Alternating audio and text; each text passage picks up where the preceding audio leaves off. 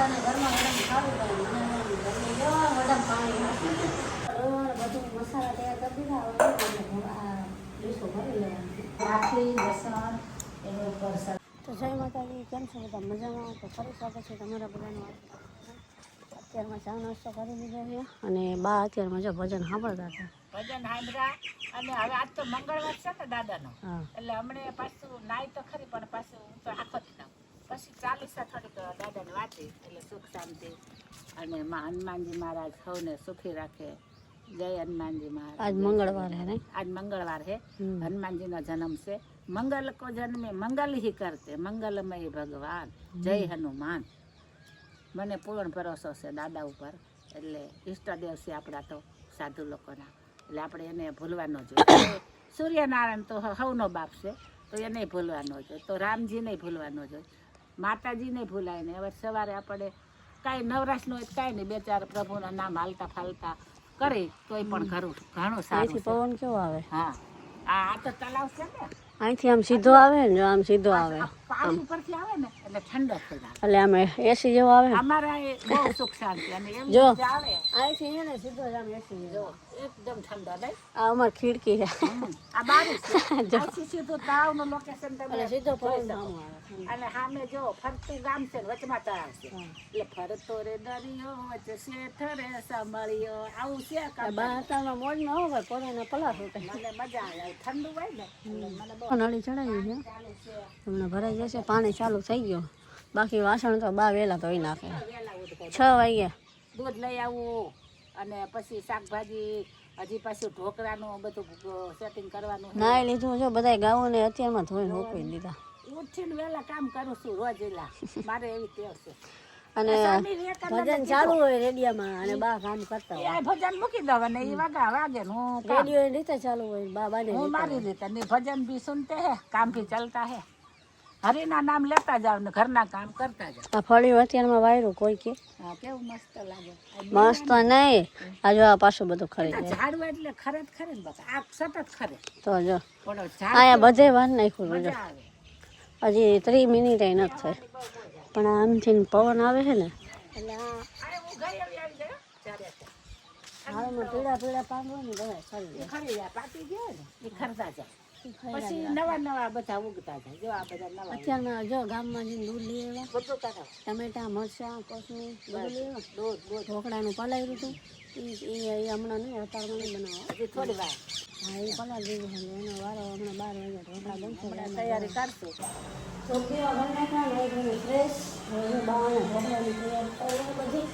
આટલા બધા ધાણું સુધાર્યા, કેટલા બધા ધાણા સુધારી નાખ્યા. જેમ ઝાડ સરસ લાગે મસાલો.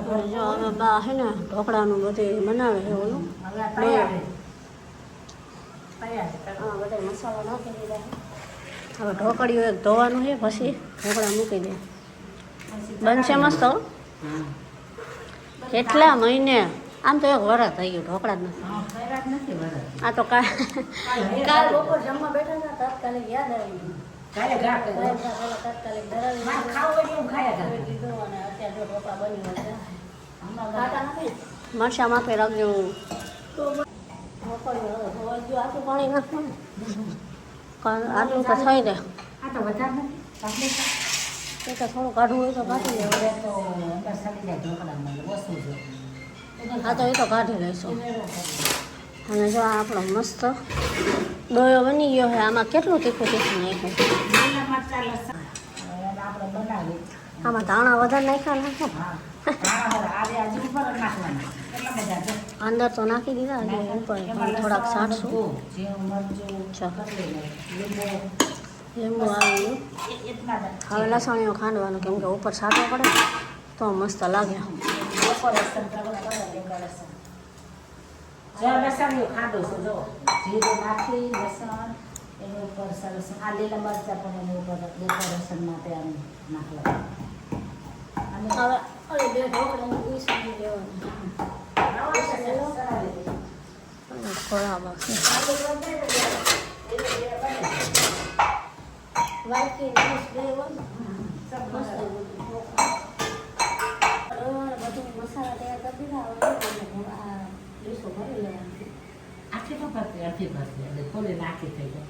અને ભાઈ હમણાં જો તમને બનાવીને બતાવું ટેસ્ટ ઢોકળા મજેદાર કા મજેદાર ઢોકળા બનશે આપણે જોડે. ખાવા રાખી રાખો બસ હા ફૂલે એટલે પછી આખું થાય ને બકા. પછી બધી એવી જ હજી રીતે. તો આમાં જે મસાલા આવતા હોય ને બધા ધાણા ને એમાં નાખ્યા લસણીઓ નાખ્યો હજી ઉપર નાખવાનું મીઠું હા લીંબુ હોય લીંબુ બધું અહીંયા આ ઉપર સારું હા, એ બધું ઉપર ડેકોરેશન ખાવામાં ડેકોરેશન લગ્નમાં ડેકોરેશન એટલે ડેકોરેશનનો સમય છે ફેશન એટલે ફેશન અને અમે જૂના માણસ એટલે અમને કંઈ ફેશન બેશનનું બહુ મહત્વ નહીં. અમે ચૂલા રોટલા કરી ખાવી ને આ તો દીકરીનું ઘર છે એટલે આ બધા લેટેસ્ટ માણસ ને અમારા ગામડે તો બહુ સાદા વિલાયતી નાળિયા ને એવું બધું પણ માણા સારા હોય. હા અત્યારમાં બહાર લઈ આવવા તારી કેવી સરસ છે ને મસ્ત આમ લઈને કંસાર હું વાટકી ભર ભરાઈ ગઈ ઓહો. હવે આ બાજુ લઈ લો. આપણે સીધા જ ચડાઈ દેવાના છે ઉપરથી જો તમને આમ પીળા પીળા લાગે પણ અંદર બહુ તીખું મરચું લસણિયું ને એવું નાખેલું ઉપર બી બહુ સાઈટું નથી કેમ કે તીખું લાગે ને એટલે જો સરસ મસ્ત વાઈટથી ચડી ગઈ છે ડીશું પણ હવે બાકી હું છે ને આ બધા પહેલાં કાઢી લે ને પછી બીજો કાઢ છે આ ઢોકળાને ગરમા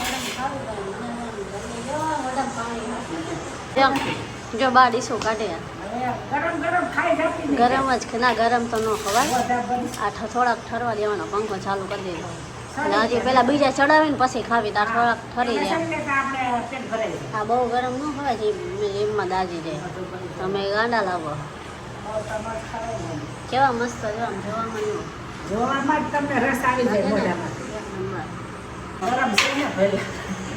જો ભાઈ હવે વિડીયો હવે અત્યારે બાએ ચોખા કાઢ્યા છે અને જો ચોખા ચારે છે જો કે ચારી નાખે પડ્યા છે ને તો કાઢી નાખ ચાળી નાખી.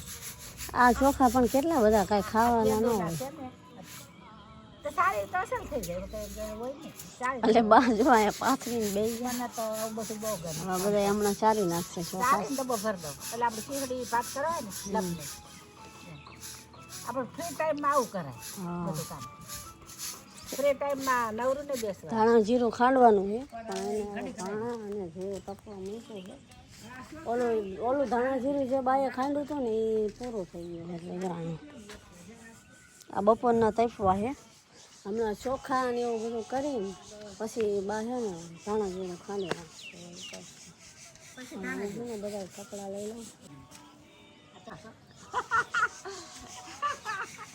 એમ છે બધું હાલે.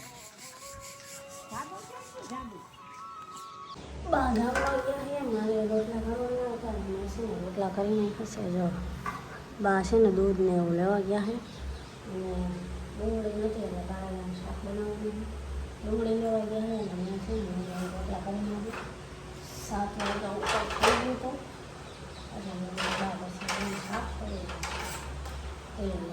જો 5 રોટલા કરવાના હતા 3 કરી નાખ્યા છે ચોથો ચડે છે ને એક રોટલો બનાવવાનું છે રોટલા બનાવી બાળવાનું છે શાક કારેલા જોકે મને ભાવતું નથી એટલે મારી માટે તો સેવ ટમાટાનું શાક બા બનાવશે બાય અત્યારે જો હવે કારેલા મૂકાય બાફવા ટમાટા સેવ સુધારી ટમેટા અને કારેલા બે બનશે બે બધા અને બાજરા રોટલા કા રોટલા તો મેં બનાવી હવે આ બે શાક બનાવી દઉં ને બરાબર. એટલે કારેલા બફાય હવે એમાં ડુંગળી નાખવાની આ ડુંગળીનો ડુંગળી ચણા લોટ અને આ સેવ ટમેટા એ બે અલગ અલગ છે. એક પેકેટ જ સેવ લાગે તમારા તમે કારેલા નથી ખાતા નથી અમે તો ખાઈશું તમે ભલે બહુ ના ખાઓ બનાવશે કરેલા મસ્ત એનો મને બહુ ભાવે કારેલા. તો આ વિડીયોને એન્ડ કરી નાખી વિડીયો ગમે તો લાઈક શેર સબસ્ક્રાઈબ ફરી મળે કાલે નવા બ્લોગ સાથે ત્યાં લગી બધાને જય માતાજી જય માતાજી.